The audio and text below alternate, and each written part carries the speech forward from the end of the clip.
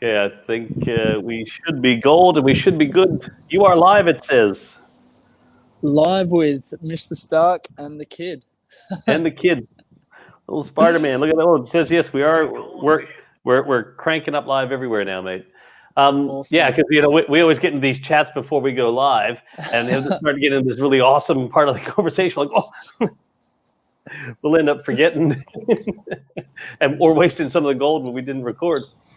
Anyway, I was looking forward to today's chat in particular after the question that you left me with last week. You left me with the question of if I could only choose one leadership tool out yep, of vision, mission, purpose, and values, what would I yep, choose and why? And it was really cool. Like I think you engaged in the conversation as well. I actually just threw it out there to the world of LinkedIn and had some interesting input. Special thanks to Michael Ray and Jennifer Sharp for their contributions to the question I threw out there. And honestly, it's something I've been thinking about a fair bit. Having to choose one doesn't feel natural or right after the amount of work no, we've done on having them all sort of connected. And I feel like that's something that's been reinforced for me just while thinking about it, is that they are all connected. But again, that yep, wasn't the question. So that's my correct. answer my answer took into play a couple of things, and one thing that I've learned from you was the concept of the three S's, or Yep, something to believe in, yep, someone to believe in, and someone to believe in me. And I remember going back through that while I was thinking about this question, and the one that really stuck out to me was something to believe in. And I think to me that aligns closer with having a vision, which is why vision, I think, just kept popping out to me. For example, like personally, I'm definitely one of those people that's more inclined to dream big, maybe stretch a little bit too far out at times, to live up in the clouds. But something I reflected on was if I was a leader, and if I was in this situation of choosing one, first and foremost, I need to believe in it. And mm, if I wasn't, if I didn't use vision, I think I would find it very difficult as a person, as a leader in whatever situation, to really dive into those other areas of mission and purpose and values as well. So that's my take on it. And I remember an analogy that you talk about in the book. I think it was around like the ocean explorers, and in terms of like if you were to want to travel the seas or venture out to another island.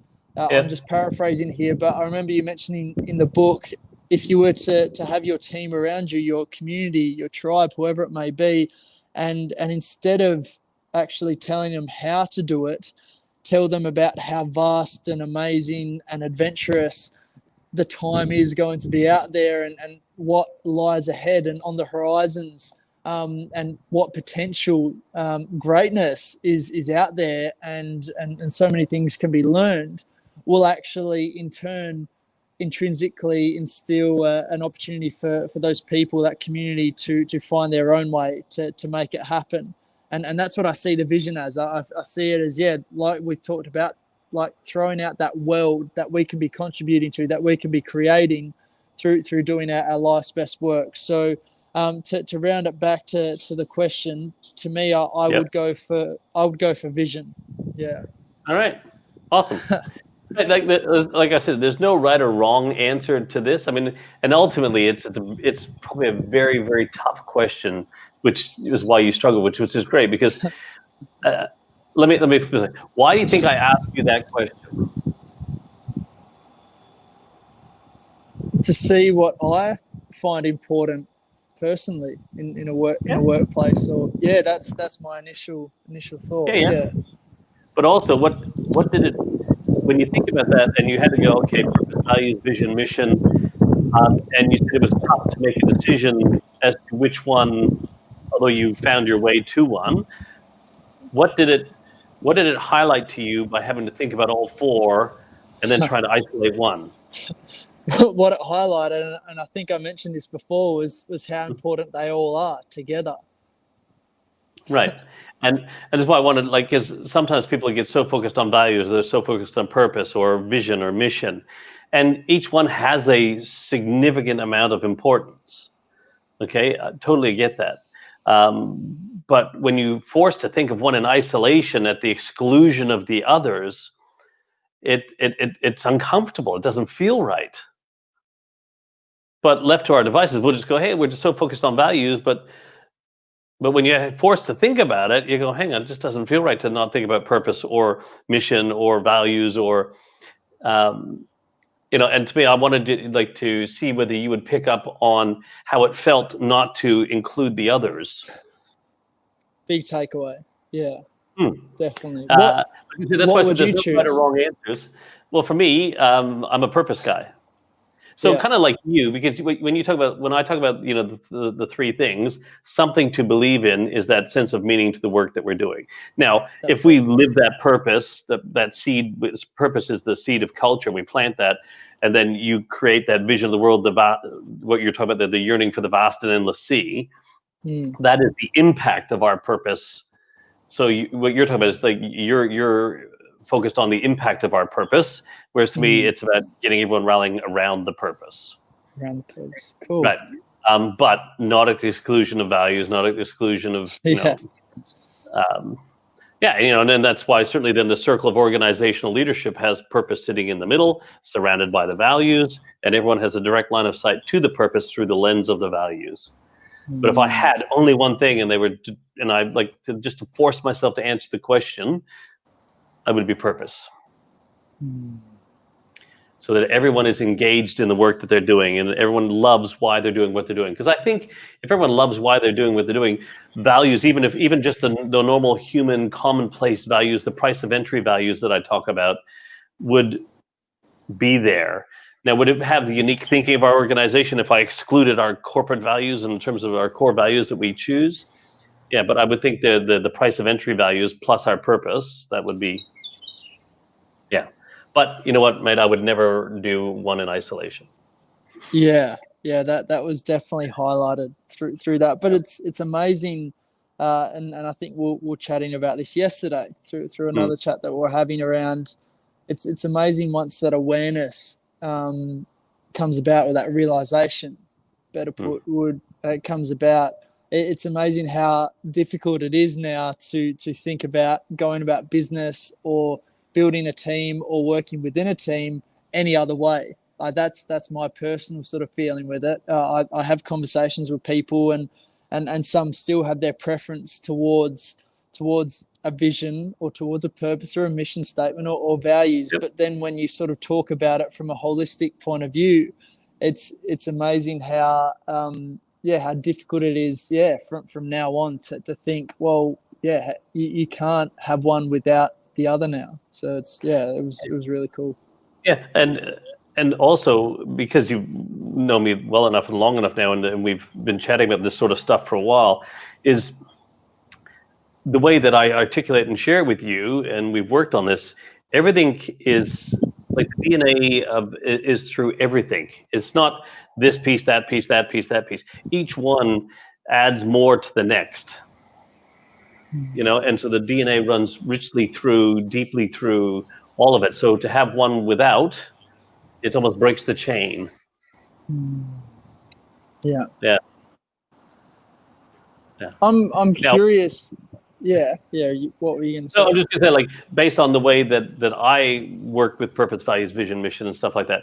Now, if you look at some of the traditional methodologies, which we were talking about the other day in terms of how mission was done, that can be totally irrelevant to, because when we talk about having culture eating strategy for breakfast, right?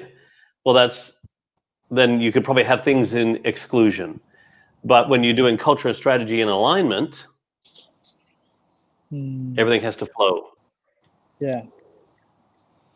What about for let's throw a scenario out there for a new team member, someone who's just been employed, and from my point of view, I have some thoughts around. I mean, these tools need to be used in that process as well, in terms of that new person, that new Yep. team member coming on board, or at least searching for them.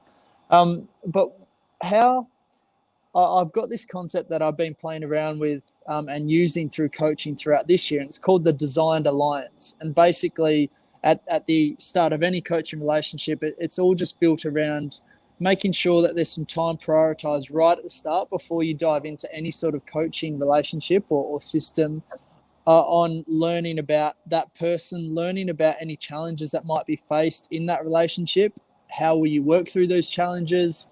How do they like to learning modalities? How do they like to work, whatever it might be? Yep. How from your point of view have you seen that effectively done in the past in terms of onboarding and the use of these leadership tools as well? I'm just curious to know, your thoughts and experiences with that. Yeah, no, absolutely, and it's a really, really insightful question, right? Because what we do when we bring somebody on board to an organization traditionally is we indoctrinate them into the rules, the policies. Here's all the stuff, sign all these forms, right? All this sort of stuff. Meet the teams. Here's your job. Here's your role. All that sort of stuff. And at a surface level, we understand who they are as a person. And when I say surface level, it means we know that whether their family, with their history, a little bit of where they've come from, and that they're capable, or we assume that based on what we've interviewed and everything and tested, that they're capable of doing the work and that they're nice people. But what we don't do is we don't find out who they are as a human. And so if we want to create organizations where we think of you as a human first, employee second, yet we start you off as an employee first, and then maybe sometime later we'll find out about you as a human, it kind of defeats the purpose, right? Or it's not congruent. So I think the more deeper, richer understanding you have of the people that you're onboarding, bringing into your organization, and celebrating them coming to join you, to me, it only sets them up for greater success. The rest of the stuff they'll learn as they go along. But what we need to do is learn more about them first and who they are. And I find this really fascinating. Like, when someone's leaving an organization, well, hey, we'll throw a big party. But when someone joins an organization, do we throw a big party because they're joining the organization? Do we set up like this celebration? So and so, like, Sean's starting today, guys. So when he walks in, it's like, woohoo, surprise party, Sean's here. And you're like, what? A party? Can you imagine if you actually were thrown a surprise party the first day at work? Yeah, I haven't had that experience yet, and that would be epic, wouldn't it? That would be really cool. We have a little farewell party if you're leaving. We do all this sort of stuff, like that. But can you imagine walking in on your first day and everyone's hiding, and then all of a sudden everyone jumps out from behind the desk and like, surprise! Welcome to the team. Now, I might be exaggerating subtly, but to me, I think, how cool would that be? Like, how would you feel? Like, and first thing people want to do is get to know you. Have a coffee, have a chat, nothing to do with work. Like the first week, go get to know everybody. I wonder, I'm sure there are, like, and anyone watching this, and anyone that does watch this after it goes out live, I wonder, if anyone would be open to having some input in terms of things that they've seen or experienced too. I feel like there would be some epic stories out there from an onboarding point of view, like current practices. Epic horror stories as well. Exactly, yeah. Let's get both sides of the fence happening. Maybe no name shaming, but I'd be really curious, because I feel like there's some epic stories out there that I've heard in the past as well around that. But that would be cool. Like, it'd really be onboarding done differently, like that type of initiative. That would be. We're gonna, like, technically, if you're recruiting somebody and you've done it right, you would already make sure that they want to get out of bed every morning and come and serve the purpose of your organization, right? They're already excited about getting there to serve the purpose, so they're excited to come to work for that. There already is some sense of alignment, or they don't reject any of the values of the organization. That if you've done your induction and whatever your recruitment process correctly, that they're excited about they have a yearning for the vast and endless sea that you're building, and that they're all so willing to help you build the boat that you need to sail out on to get to where you want to go in the next 3 years. How can you test that? How can you test that? Yeah, like, I mean, the first thoughts that come to mind are around interviews and these different like psychometric testing and all that sort of thing that's out there. But do you have any other ideas or past experiences that you see as doing it differently, or any ways that we could test that differently in terms of that person and how they not fit in, but how do they add value to the vision, and how do you test that purpose? Like, how do you test them in the way, are they pulled towards the purpose that everyone shares collectively in that place? Similarly, once again, it gets down to your questioning techniques that you're going to use when you're doing your interviews and stuff like that to start with. From a purpose point of view, what gets you excited? What gets you out of bed in the morning? What are you really passionate about? What problem do you think it is that we solve here? What is it that you're, and get that person to articulate. If it's already up on your website, they should be able to go and research and find out and think. But it's no different to anything. Okay, so it's just like coaching, Shawnee. So I know what thinking we want them to have. What I don't know is the thinking that they do have.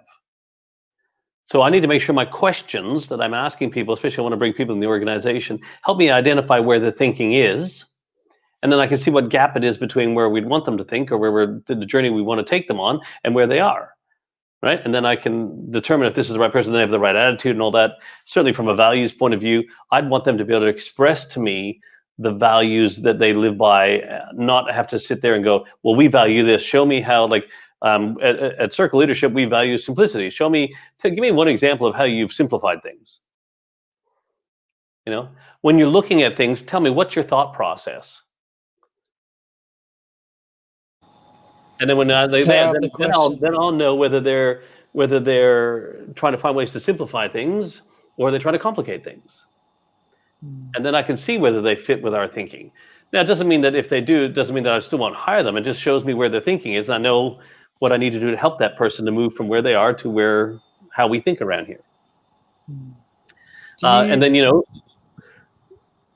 was going to say, so even when it comes to the vision, the same thing. It's like, what kind of, if you think about the work we're doing here, what kind of impact would you like to have on the world during your time here? Yeah. Because you're not going to be here forever. So what kind of impact would you have? And does it align with our vision? Does it, in terms of the impact that we want to have on the world, does it? And if I gave you the keys to the company and said, what were your thoughts on how you would build this organization? They're great questions, really, to test how invested someone is in making that step. Yeah, and these might be very tough for some, especially hiring some younger people who don't have much experience in that, to be able to answer. But I want to know where their thinking's at. All I want to know is, where are they thinking? I know what thinking I want them to have. All I got to do is find out where their thinking is, and then I can put all the other stuff around it in terms of their attributes, their skill sets, all that, and go, this is the person I can help do their life's best work while they're in my care and beyond. Just with that in mind, staying on that topic, do you see there being a value in trialing periods? Like I know we have probation and that sort of thing, and I'm not sure exactly how a trialing period could work with obviously people having to put food on the table as such. But I find the concept of naturalistic observation being quite interesting. Like it's a research method out there. Can we incorporate that? Is it incorporated already? Could we use something like that to really notice how they are as a person once they've settled in? Because at the end of the day, what we see initially isn't always going to be the case in a month's time, 3 months' time. There used to be an old adage that the person that you hired 3 months ago is not the person who shows up 3 months later. Right? Because once they pass their probation, they're all of a sudden the real you gets revealed. Because like, oh, I'm secure now. Shadows and all. Yeah. There's profiling tools and all that sort of stuff, which I encourage. There's a whole bunch of really people in that space who can do that. But if you're asking the right questions in the right way, and you're asking them cross-referencing, like I don't ask the one question one time, you ask it 3 or 4 times. It's harder for somebody to, they can come up with a quick answer for something. But if you ask them the same sort of question in 3 different ways, they have to come up with the same quick answers. If all of a sudden the answers slow down, they're having to think about that. They have to create scenarios, and that can start to help you understand, right? But there's also the psychological questioning techniques, and but also then you can do psychometric testing, you can do all this sort of stuff. You obviously behavioral. What you're talking about is like, can you put them on a trial period? Sure, like that's what a probation is, kind of. They can do an internship, paid or unpaid. You can put them on just a 3-month contract that you're going to be as a contractor for 3 months, and then after that will determine whether it's fit. There's a whole bunch of different ways to do it. I mean, obviously, if because the funny thing, like resumes and reference checks, like to me, anyone can write a really killer resume. I've seen some really killer resumes that have been written in which I'm like, wow, this person's like amazing, and then they show up and they're like, huh? And most people only put names down on a resume for reference checks, and people who's going to give you a good reference. So the reasonable credibility of those, like I used to always call people that I knew who knew people to find out, the people who weren't on the resume. But you can't always do that. You might not always know who they are. Try and get around that confirmation bias, because it does. Like even from a small and medium business point of view, like there's, I don't know if there's more importance to me, that there is a lot of importance in those new team members coming on, because from a small and medium business size point of view, like that one person coming on really in one way or another will have an impact on the overall dynamic of the culture and the place. Whereas again, just throwing it out there from a large corporation organization point of view, maybe that the ripples aren't felt as strongly, but at the same time within a department, obviously that will change, and the department will probably then impact somewhere else. But yeah, it seems to be a really important aspect of entrepreneurship and business. I don't know if there's an exact science to it all in the very end, because there's so many different factors that could happen. Like you could have the most perfect candidate, profiles perfectly, everything like that, and they are the right candidate. All of a sudden they stick them in the culture. They have a bad connection or relationship with a couple of key people. It could bring them down, could change something. Something could happen in their life in that time. There's no guarantees in that space. But if you have a right culture, culture is like a magnet, right? And so a magnet can do two things. What can a magnet do? It can attract. And it can repel. Correct. So if you have the right culture, it would hopefully magnetize and attract the right people and repel the people that don't want to be part of that culture. It doesn't make them bad people. It just means it just doesn't connect, right? Now, what it could also do is you bring in the right people that is magnetized to what you would like to build as your culture as you move forward. And then the people who are in there, who it can stir the hornet's nest a little bit, and some of the people you currently have working for you may be repelled. Yeah. Doesn't make them bad people, but they may not want to be part of where you're going. And if you bring in, so you could bring somebody in who's a really high performer into this thing because you want to lift the performance of your organization and bring some new talent, new abilities, everything in, but then that can cause a stage where you have other people who exit the organization. All of a sudden their whole thing changes, their whole paradigm changes. Like, this is the dynamics of humans, mate. It's quite fascinating. Fascinating, complex. I've recruited and interviews like hundreds, thousands of people in my lifetime. And sometimes most times I'd like to think I got it fairly right, but a few times I've got it totally wrong, and I've done profiling and I've done everything, and it just didn't work out in the end. But also, if you have the right culture, you have the right system, people come in, we do job descriptions totally wrong today. Like, we do these job descriptions that give you all this very detailed, and so it's so much easy for people to go, not my job. Oh, but it says all of the duties as assigned, but it's not my job. Rather than giving people role responsibilities and setting people up for not the hours they put in, but what they put into the hours in terms of outcomes. Here's the outcomes of this role that we want you to do, and give them a greater sense of ownership of the role. There's so many dynamics at play when bringing people into your organization. But some of it might highlight the fact that your organization isn't set up properly. Mm. I mean, you can bring great people into a chaotic mess, right? And they leave because they just can't find their way, and we think it's their fault. But if you look at that individual, you hired them for a reason, so it's your fault if they don't work out. Yeah, I've never thought of that dynamic before. I've actually, no, I really appreciate you sharing your Oh, thoughts on that, because that whole power proximity, it gives me some insights that I really haven't mm, arrived at yet, which is really cool. And just on that, I've got to leave a few minutes early today, but okay. I want to get your initial thoughts on this question, and maybe we can expand on it next week. But this question is around, from your overall purpose and the journey that you've been on so far with this movement, this purpose driven movement. Yeah. How and what has challenged it? How and what has challenged this movement? Not so much just for you personally, but from your point of view, Mm. how and what has challenged this purpose driven leadership movement? First and foremost, the biggest challenge this sense of movement, the cause or calling that for the world that I have, is the majority of organizations that pay lip service to purpose, but really are more interested in profits first. And purpose is a nice and good to have, but not at the expense of profits. Now, I'm not saying you should have purpose at the expense. If your purpose is right and you're living it, loving it, leading it, and everything like everything else in your organization, it should engage the right people. So when people talk about having a purpose and actually living, loving, and leading your purpose are two different things.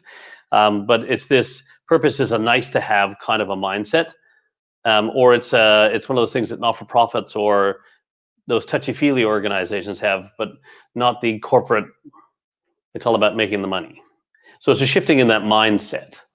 And getting people to see that actually organizations with a strong sense of purpose, when the purpose is right, actually are more productive, perform at higher levels, and are more profitable, actually.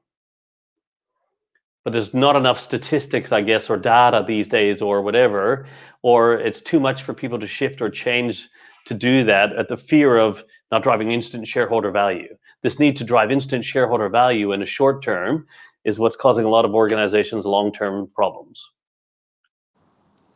That is a big challenge. It takes guts, mate. It takes courage. It takes ownership of the leader to embrace that this is why our business exists. This is the problem we're here to passionately solve in the world, and we're going to go out and do it. We're going to find a way to make money from doing what we love doing. Take some heartache, like ever since. Which is why the problem we're passionate about solving. Why do I choose passion? What's passion actually mean? It means suffering, right? No, it means suffering, right? So it's your ability to endure suffering. So you have to have an endurance level in part of your purpose. If it's not the thing, there's a problem you see, but if you don't have the endurance level, you're going to give up on it, and you just go, how can I make money? And you go right back to then just finding ways to make money, because you don't have the ability, or it really wasn't your purpose, because if it was your purpose, you would find a way. With this cliche, mate, the strong, powerful why, you'll find as many hows and what's as you need to, when you got your why right. Anyway, so many other questions that are float. Yeah, definitely. Let's expand on that next week. Mate. Awesome. All right, buddy. Thank you again, Starkey. Yeah, mate. Awesome stuff. There's a few people who've been watching. Great. Thanks, guys. Leave your comments, please. Shawnee and I love it when we've had a few people comment, add to the dialogue. We're just two people just having a chat, questioning and challenging the universe. So, mate, thanks again, and we'll see you next week, 1 o'clock. Same. See you next week. Spidey senses are tingling. I'll bring the web next time. See you guys. Okay. See you, mate.